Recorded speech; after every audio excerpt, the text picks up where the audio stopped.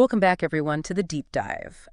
Today, we're tackling something I find really interesting. Oh, yeah. It's this kind of paradox we see with international students. You know, a lot of them were like top of their class back home, Right. super achievers, the whole deal. Yeah. But then they get immersed in a new language, Yeah. and it's like this wave of incompetence just hits them. It really is. So we're going to dive deep, into how this whole thing impacts them emotionally and psychologically. Absolutely. And more importantly, what are some strategies to overcome all of this? It's such a Yeah. jarring transition. You move to this brand new country, Talk about all these ambitions and dreams. Yeah. and then just basic communication becomes a struggle. becomes this huge struggle. It's, like you said, jarring. Yeah. And the research we're looking at shows this goes way beyond just messing up vocabulary or grammar. Yeah. It really shakes your confidence. It really does. Like in things you used to be good at. Imagine, you're used to expressing yourself with no problem. Right. You're leading teams, contributing in class. Yeah. Just easy flow. Effortlessly. Yeah. Effortlessly. And then suddenly, even small interactions Or stressful. are so stressful. And you start to feel like You've lost it. you've lost your edge, Yeah. your Yeah. critical thinking, your problem solving. It's Even though that's obviously not true. not true at all. But that's how it feels. And then you might start avoiding things you used to love. Exactly. Like participating in class. Class discussions, Yeah. networking, Networking. anything where you have to put yourself out there. It's almost a fear of being exposed, right? Oh, yeah. Everyone will realize. Yeah, they're going to realize I'm not as smart as they think I am. Right. And one study we looked at, it said this fear of looking incompetent. Yeah. It can stop people from asking for help. Oh, wow. They're like, oh, if I ask for help, It'll prove I don't belong. yeah, I'll just prove I don't belong here. So it's this vicious cycle. It really is. They feel inadequate, but they don't know how to break free. It's like a self-fulfilling prophecy, Right. And this is where schools and universities They have a huge role to play. huge role. Absolutely. So let's talk about that. What can universities do to better support these students? Okay. Because obviously just offering language classes isn't enough. No, definitely not. It's about creating a space where students feel safe Safe too. to make mistakes, Yeah. ask questions, Yeah. express themselves without being judged. Right, like a judgment-free zone. Exactly. And this could be like peer support groups. Oh, okay. So they can connect with others going through the same thing. Yeah. Workshops on the emotional challenges of language immersion, That's a good idea. or even mentors who've been there and understand, So basically creating a sense of community. it all starts with community. Yeah, and then on top of that, Yeah. universities need to equip these students with tools Tools and strategies, absolutely. so they can handle all the ups and downs. The emotional roller coaster. Right. One study showed that students who got training in mindfulness and stress management, Okay. they were way less anxious and more confident. Interesting. So it's like giving them a toolbox to Yeah. navigate all of this. This reminds me of growth mindset. Oh, yeah. I've heard that term a lot, Yeah. but how does it apply here? Imagine this. Okay. You're in class trying to join a discussion. Yeah. Suddenly your mind goes blank. You're stumbling over words. Oh, I hate that feeling. And you feel that embarrassment creeping in. Yeah. Now, with a fixed mindset, you might think, Oh, I'm a failure. I'm a failure. I'm not cut out for this. Yeah. But with a growth mindset, You think differently. you reframe it. You say, okay, I messed up, But I'm learning. but I'm learning. Okay. We'll keep practicing and I'll get better. So it's like changing your self-talk from I can't do this to To I'm learning and getting better every day. every single day. Yeah. That's a powerful shift. It really is. But is it something you can just decide to have? I wish. Or does it take work? It takes work, but you can definitely develop it over time. Okay. And universities can play a huge role here. How so? One study highlighted this university program Okay. where they built growth mindset principles into orientation for international students. Oh, that's smart. They had workshops on self-compassion, resilience, adaptability, Wow. all these things that help students reframe challenges and build a more positive self-image. It seems like these tools could help anyone, Absolutely. not just international students. Anyone facing a new challenge. Yeah. But before we broaden the scope, Right. let's go back to those specific pressures these students face in school. Okay, so we talked about classroom discussions. Right. But there's also presentations, group work exams. Oh, yeah. All these high-stakes situations Where language fluency. makes a huge difference. It does. This makes me wonder about those feelings of inadequacy. Yeah. Do they only come up in school? Good question. Or does it affect their professional lives, too? It definitely impacts both. Oh, wow. Think about it. Networking events, job interviews, Right. Presentations. client presentations, all these places. Communication is key. And if you're struggling with the language. It can be super stressful. So how can universities help students bridge that gap? Between academic language Yeah. and what they'll actually need in their careers. Yeah. That's where career services come in. Oh, They can offer workshops on professional communication tailored for international students. okay. Mock interviews and English resume, Huh. help that highlights transferable skills. So it's about giving them real-world skill. Real-world application, not just theory. Not just textbook stuff. And it's about helping them build that confidence, To market themselves. even if their language skills are still developing. This has been so insightful. It's a fascinating topic, But I'm curious, have you ever felt this way? like incompetent in a new language environment. Yeah. Oh, absolutely. I remember when I first moved to Brink, France, Right. for a research project. I had studied French for years, Right.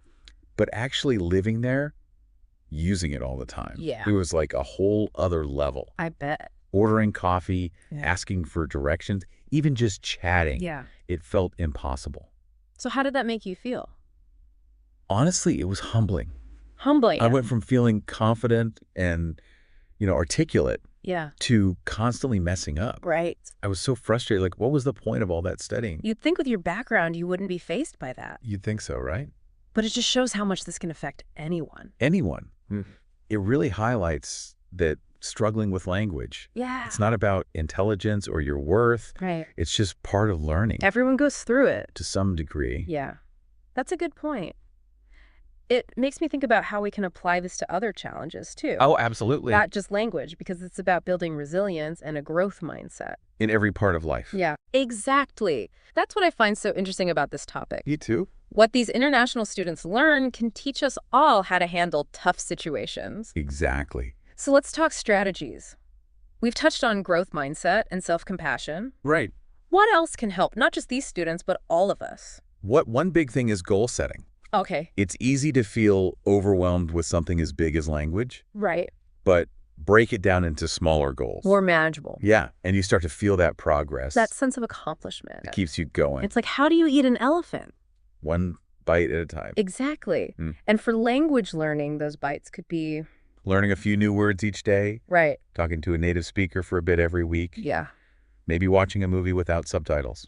Challenge yourself, but not too much. Find that balance. Between pushing yourself and celebrating those wins. Absolutely. Yeah. And that brings us to another important thing, support. Support systems. Just like universities create that environment, Yeah. we can build our own. Surround yourself with good people. People who encourage you, believe in you, push you to grow. Your own personal cheer squad. Exactly. It could be friends, family, mentors, even online groups. Yeah. People who share your goals. You need those people to turn to. For encouragement, advice, a pep talk when you're down. And I imagine that's even more important for international students. Oh, definitely. Dealing with culture shock and missing home. Being far away from everything familiar. Yeah. And that just makes those feelings of being alone and incompetent even worse. So universities need to help them connect. Help them build those That friendships sense of belonging. in this new place. So it's back to that community aspect. Inside and outside the university. And then there's learning to reframe failure. That's a big one. Part of that growth mindset we talked about. Exactly. Seeing mistakes as stepping stones, not setbacks. In language learning, that could be. Accepting those mispronunciations. Yeah. The grammar mistakes and learning from them. Even laughing at yourself when you say something totally wrong. Instead of getting embarrassed, It's a good skill to have. laughing at yourself. I mean, for life in general. Oh, totally. Yeah. It helps you stay motivated and resilient. And that reminds me of another tool, self-care. Self-care. It's such a buzzword, but what does it actually mean here? When you're in a new place, adapting to everything. It's easy to forget about yourself? It is. But self-care is so important to keep your energy, your focus, your emotional strength. So is it just bubble baths and face masks? Those can be part of it. Okay. But it's really about doing things that nourish you. Mind, body, and spirit. Exactly like getting enough sleep, Eating well. exercising, being in nature, Connecting with people. doing hobbies you love, Filling your cup, so to speak. so you can handle those challenges. And for international students, that might also mean Staying connected to their own culture. food, music, talking to family back home. Finding that balance between the new and the familiar. And self-care isn't selfish. It's not. Eh. It's essential. It's investing in yourself so you can thrive. Exactly. Like putting on your own oxygen mask first. Before you help others. Right. Oh. Now let's see how all this applies to other parts of life. So we've seen how these strategies can help international students, but you said earlier these principles apply to everyone, Oh, yeah. not just people dealing with language stuff. Exactly. So how can we use these same tools for other challenges in life? Well, think about it. We all have times when we feel lost or incompetent, Right. whether it's a new job, a new skill, Yeah, even just a tough conversation. those can be tough. The key is to approach them with that same growth mindset, you know. That willingness to mess up and learn Exactly. So instead of getting trapped in when self-doubt, things get hard. yeah, remember, it's a chance to grow, to push Get out of your. your comfort zone. And just like with language learning, setting realistic goals is huge. Okay, Feeling overwhelmed by a project at work, break it down. break it down into smaller steps. Celebrate those small victories. Progress, not perfection. There you go. That's the motto. It's a good one, especially these days. When everything feels so pressured. Yeah, and we can't forget about those support systems, So important. like we talked about for international students. It applies to everyone. Having people to lean on. A friend, a Yeah, mentor, a therapist, Mm. even online groups. that reminds me, you mentioned therapists. Yeah. Let me think about the emotional side of all this. It's easy to focus on the practical stuff. And forget about our feelings. And that's where self-care is crucial. We talked about it for international students, Right. but it matters for anyone going through something tough. Taking care of yourself gives you that strength to keep going. So self-care isn't selfish. Not at all. Right. It's, like you said, essential. It's investing in yourself. So you can handle whatever comes your way. This has been eye-opening. It really makes you think. Seeing how the struggles of these international It's students, to teach us so much about resilience and growth, things we can all use. no matter who we are or what we're going through. It's all about realizing we're all constantly learning and growing. And those times we feel incompetent. They're not failures. They're chances to change and become better. So to wrap things up, I want to leave our listeners with something to think about. Okay? Think about a time you felt incompetent or out of your depth. Yeah. How could you use what we talked about today? The growth mindset, the goals, the support. But support, reframing failure, That you- self-care. To approach that challenge differently. It's something to consider as you go through your own journey. Thanks for joining us on The Deep Dive.